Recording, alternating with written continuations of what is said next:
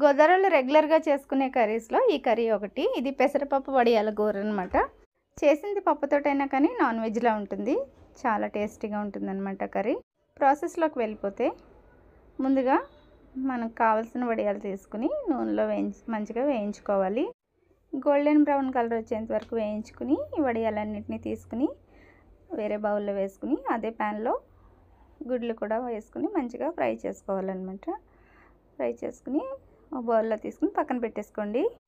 Oil కొంచెం ఎక్కువ ఉంటే తీసేసుకుని మనకి కర్రీకి సరిపడగా ఆయిల్ వేసుకుంటే సరిపోతుంది. అందులోనే ఒక 3 ఉల్లిపాయలు సన్న తరుగు, అలాగే 4 పచ్చిమిర్చి కూడా వేసుకుని మంచిగా వేయించుకోండి.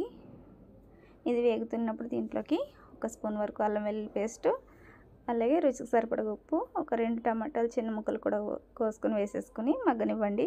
కూర మగ్గుతూ ఉన్నప్పుడు దీంట్లోకి కారానికి తగినట్టు కారము, కొంచెం పసుపు, ధనియాల పొడి, గరం మసాలా వేసుకుని ఒకసారి బాగా కలిపి మనం ఫ్రై చేసుకుని పెట్టుకున్న వడియాలు కూడా వేసుకుని ఒకసారి కలిపేసుకుని ఒక గ్లాస్ వరకు నీళ్ళు పోసుకుని దీన్ని మంచిగా ఉడకనివ్వండి.